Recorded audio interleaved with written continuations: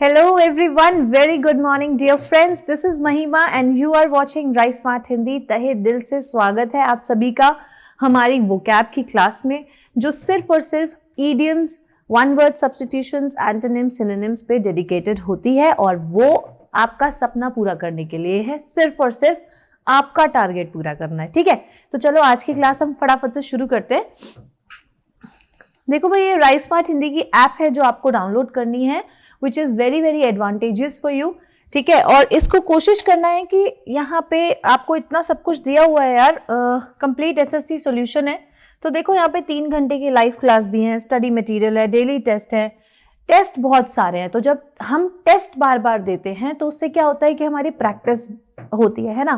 Practice से क्या होता है, हमारा टाइम मैनेजमेंट होता है. टाइम हमें पता चलता है कि टाइम कौन से क्वेश्चन पे हमारे को कितना टाइम देना है, कितना नहीं देना है, और कौन से कंसेप्ट में हमें क्लैरिफिकेशन की जरूरत है, या ज़्यादा टाइम लगाने की जरूरत है या कम टाइम लगाने की जरूरत है. तो उस केस में आपको बहुत सारे ये मॉक टेस्ट दिए हुए हैं, मंथली टेस्ट है, सेमेस्टर है. ये सारे टेस्ट जब आप दोगे तो आपकी हैबिट हो जाएगी, आपको पता चलने लग जाएगा एकदम से कि कौन सा एक पर्टिकुलर एरिया है, कौन सा एक पर्टिकुलर टॉपिक है जिसमें आपको असिस्टेंस की जरूरत है, हमारी गाइडेंस की जरूरत है. ठीक है जी, चलो आगे बढ़ते हैं फटाफट से हमारे फर्स्ट क्वेश्चन की ओर. आज का पहला इडियम जो है अ डॉग्स चांस, जिसका मतलब होता है अ बेयर चांस, मतलब बिल्कुल ना के बराबर, no chance at all, no chance at all. ठीक है, जैसे कि हम बोलते हैं ना, he has a dog's chance of getting a ticket in elections. ठीक है, इलेक्शन की टिकट मिलने के उसको कोई चांसेस नहीं है. इलेक्शन में टिकट मिलने के उसको कोई भी चांसेस नहीं है, नो चांस एट ऑल. ठीक है, अ डॉग्स चांस. ठीक है जी, चलो आगे बढ़ते हैं नेक्स्ट ईडियम पे जो है अ डाउटिंग थॉमस. अ डाउटिंग थॉमस ऐसा इंसान जो बिना प्रूफ के बात ही नहीं करता. वो बोलता है कि पहले प्रूफ लाओ, उसके बाद मैं मानूंगा कोई चीज. ठीक है, तो उस ऐसे इंसान पे अपना टाइम वेस्ट करना कभी भी नहीं चाहिए. ठीक है, प्रूफ साबित करना, प्रूफ दिखाना is a very very bad habit. ठीक है, जिसको शब्दों पे विश्वास नहीं, उसको प्रूफ पे विश्वास नहीं. ठीक है, तो someone who does not believe without proof. तो कई बार जैसे मेरी किसी फ्रेंड ने मुझे बोला कि यार वो मुझसे ऐसे प्रूफ मांग रहा है, ऐसे प्रूफ मांग रहा है, तो मैंने क्या बोला उसको कि don't waste your time on explanations. उसको बार बार एक्सप्लेनेशंस मत दो. क्यों? He is a doubting Thomas. ठीक है, उसको बिना प्रूफ के विश्वास नहीं होगा. ठीक है, ऐसा व्यक्ति जिसको बिना प्रूफ के विश्वास नहीं होता. ठीक है जी, चलो नेक्स्ट ईडियम देखो. थर्ड ईडियम आता है हमारा अ प्रॉफिट ऑफ डूम, जो ये बिलीव करता है कि कुछ गलत होने वाला है. ठीक है, जो आने वाली परेशानी को बार बार बोल के कि हाँ कुछ गलत होने वाला है. हम मैनिफेस्ट ही गलत करेंगे तो गलत होगा, मैनिफेस्ट अच्छा करोगे तो अच्छा होगा, है ना. Who expect bad things to happen.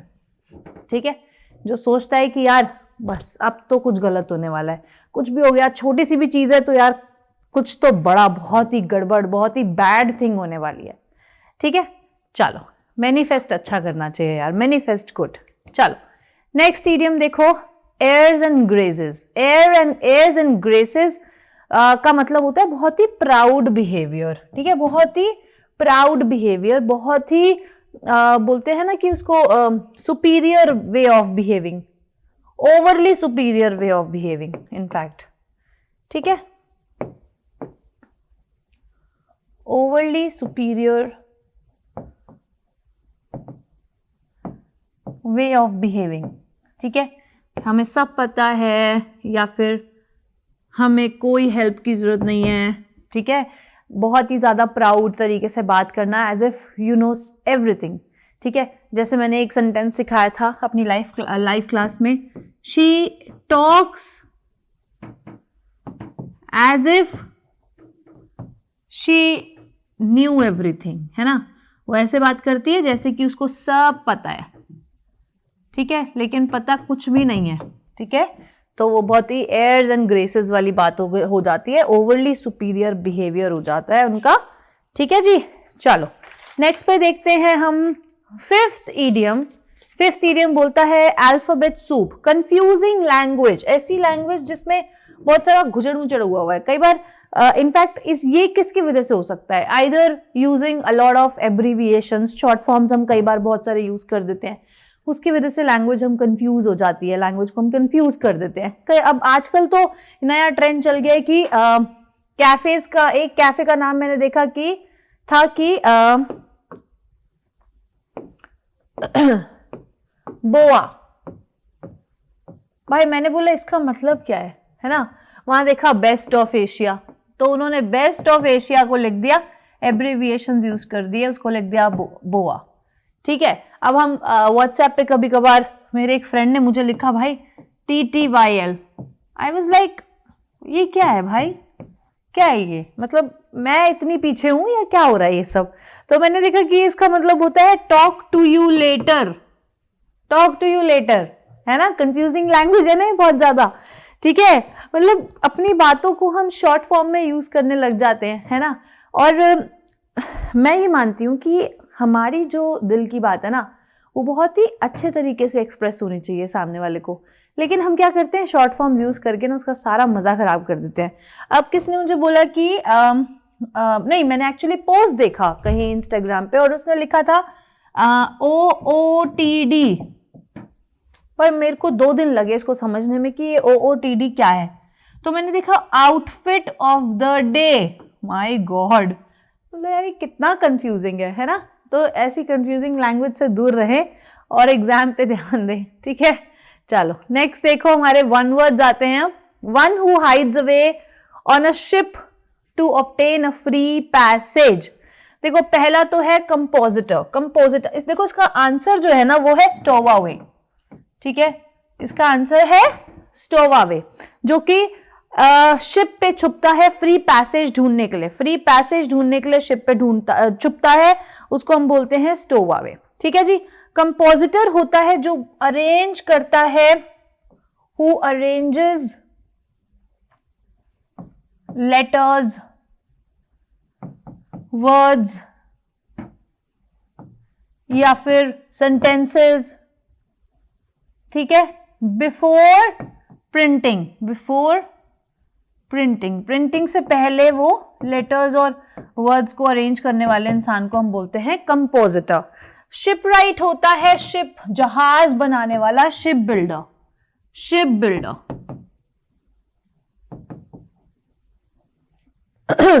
Ship builder, ठीक है। और स्टोकर होता है एडिंग फ्यूल, जो कि एडिंग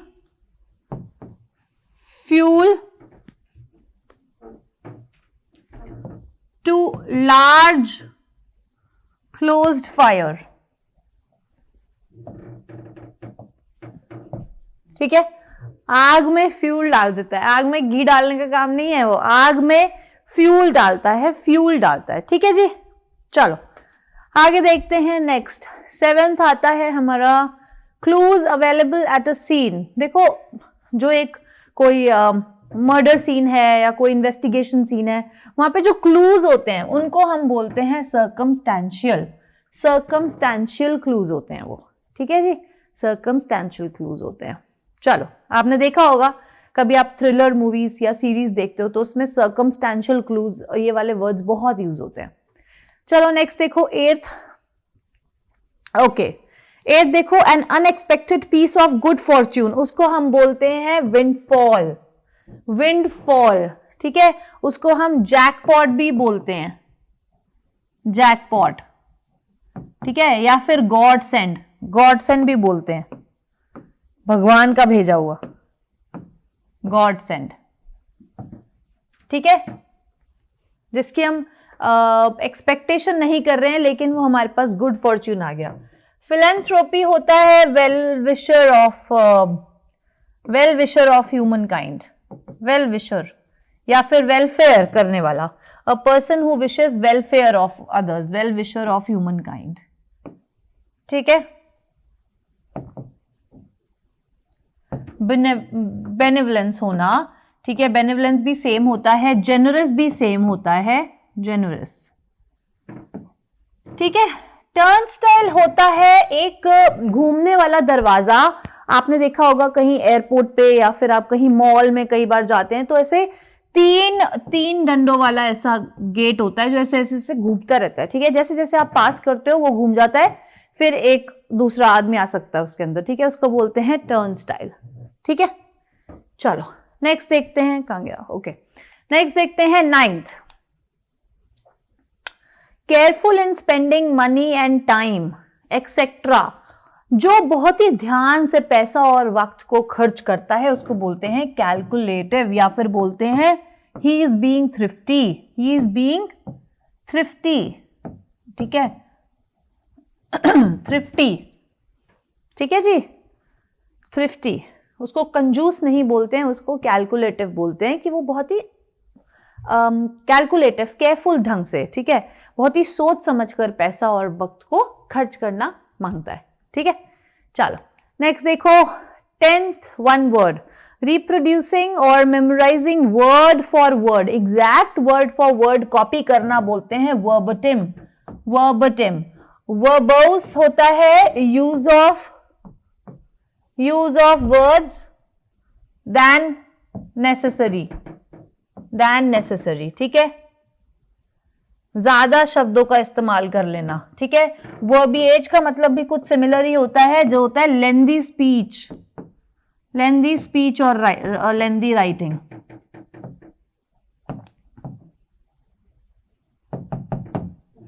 ठीक है जी। चलो नेक्स्ट देखते हैं 11th, अब आते हैं हमारे एंटोनिम्स। यूनानिमिटी का मतलब होता है अग्रीमेंट, ठीक है, किसी के साथ अग्रीमेंट कर लेना, अकॉर्डेड हो जाना, ठीक है, अग्री कर लेना किसी के साथ, सहमति, मत, एक जैसी मत होना, तो उसका एंटोनिम क्या होगा, डिसएग्रीमेंट, ठीक है, डिसएग्रीमेंट, ओके जी। चलो नेक्स्ट देखो, नेक्स्ट एंटोनिम है ग्रैंडियोस। ग्रैंडियोस का मतलब होता है ग्रैंड, ठीक है, मैग्निफिसेंट, और इसका एंटोनिम होता है अनप्रिटेंशियस। अनप्रिटेंशियस का मतलब होता है मॉडेस्ट, सिंपल, मॉडेस्ट, सिंपल, ठीक है। Grandiose, grand, magnificent and unpretentious होता है मॉडेस्ट एंड सिंपल, ठीक है जी। चलो नेक्स्ट देखते हैं 13th एंटोनिम, डिसजॉइंटेड, अनकनेक्टेड, ठीक है, जो जुड़ा हुआ नहीं है, डिसजॉइंटेड है, डिसकनेक्ट हुआ है, ठीक है, तो उसका एंटोनिम होगा कनेक्टेड। यूनाइटेड मत कर देना, ठीक है, यूनाइटेड नहीं होगा, ठीक है जी, कनेक्टेड, जुड़ा हुआ, और जो जुड़ा हुआ नहीं है वो होता है डिसजॉइंटेड। चले जी आगे बढ़ते हैं नेक्स्ट एंटोनिम पे 14th, एक्सटेम्पोरेनियस। एक्सटेम्पोरेनियस का मतलब होता है अनप्लान्ड या फिर डन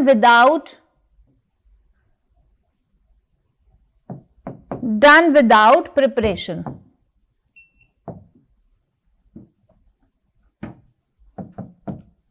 एकदम से, ठीक है। एक्सटेम्परे एक कंपटीशन होता है एक्सटेम्परे, ठीक है, इंग्लिश का, जहां पे आपको स्पीच देनी होती है ऑन द स्पॉट आपको स्पीच देनी होती है, स्पॉन्टेनियस, ठीक है, विदाउट प्रिपरेशन, ठीक है, विदाउट प्लानिंग। हम नॉर्मल स्पीच कैसे देते हैं कि पहले हम स्पीच प्रिपेयर करते हैं और फिर देते हैं, लेकिन एक्सटेम्परे में होता है ऑन द स्पॉट, स्पॉन्टेनियस तरीके से आपको या तो टॉपिक हैंड टू हैंड मिल जाएगा, या फिर आपको हो सकता है आपको, हाँ मतलब टॉपिक ही अननोन है, आपको ऑन द स्पॉट टॉपिक दे रहे हैं तो आपको उस पर बोलना होता है विदाउट प्रिपरेशन। तो इसका मीनिंग होता, इसका एंटोनिम होगा प्लान्ड, इसका एंटोनिम होगा प्लान्ड, ठीक है, प्लान करके स्पीच देना या प्लान करके कोई चीज करना। ठीक है जी, चलो नेक्स्ट देखो 15th एंटोनिम मेलोडियस। मेलोडियस का मतलब होता है सुरीली आवाज, ठीक है, ट्यूनफुल, ट्यूनफुल, ठीक है, जिसका हारमोनियस भी इसका सिनोनिम है, हारमोनियस भी इसका सिनोनिम है, ठीक है। और मेलिफ्लुअस होता है, मेलफ्लुअस, मेलफ्लुअस भी इसका सिनोनिम है, ठीक है, मेलोडियस का। तो इसका एंटोनिम क्या हो जाएगा? ट्यूनलेस, जिसमें कोई ट्यून नहीं है, जिसमें कोई अच्छी साउंड नहीं है, ठीक है, अच्छी साउंड नहीं है या फिर ट्यून नहीं है, ठीक है जी। और ओडियस का मतलब हो जाएगा एक्सट्रीमली अनप्लेजेंट, एक्सट्रीमली अनप्लेजेंट,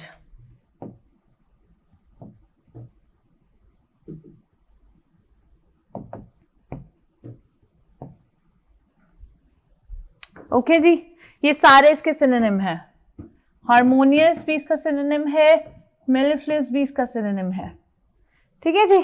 तो ये थे हमारे आज के क्वेश्चंस 15, जहां में हमने 5 इडियम्स डिस्कस करे, 5 वन वर्ड डिस्कस करे और 5 एंटोनिम्स डिस्कस करे, ठीक है। अब मैं इसका टेस्ट लूंगी अपनी शाम की लाइव क्लास में, तो अच्छे से ये क्लास देखो, जो चीज समझ में नहीं आई है वो कहीं लिख लो, सो दैट हम शाम को अपनी शाम वाली क्लास में बेसिकली डिस्कस कर सके, ठीक है। और राइस स्मार्ट हिंदी की ऐप टेस्ट दो, देखो कौन से एरिया में आपको प्रॉब्लम आ रही है, ठीक है, कौन से टॉपिक में आपको असिस्टेंस की जरूरत है। हो सकता है आप बोल रहे हो कि मैम क्लोज टेस्ट नहीं होता। जब आप 5-6 पेपर्स कर लेते हो मॉक टेस्ट, तो आप रियलाइज करते हो कि यार क्लोज टेस्ट तो बहुत इजीली हो रहा है, PQRS में प्रॉब्लम आ रही है, PQRS टाइम टेकिंग लग रहा है ना। तो देखो, फाइंड आउट करो, ठीक है, आपको अपनी वीकनेस और स्ट्रेंथ खुद पता करनी पड़ेगी, ठीक है। और हम यहाँ पे गाइडेंस के लिए बैठे हैं, अगर आपको कोई भी प्रॉब्लम है, कोई भी असिस्टेंस की जरूरत है, नीड है, तो we are always and always here to help you, ठीक है जी, क्योंकि हमारा टारगेट क्या है? आपका सिलेक्शन, ठीक है। चलो शाम को मिलते हैं लाइव क्लास में, तब तक अपना ख्याल रखें and God bless you all, bye.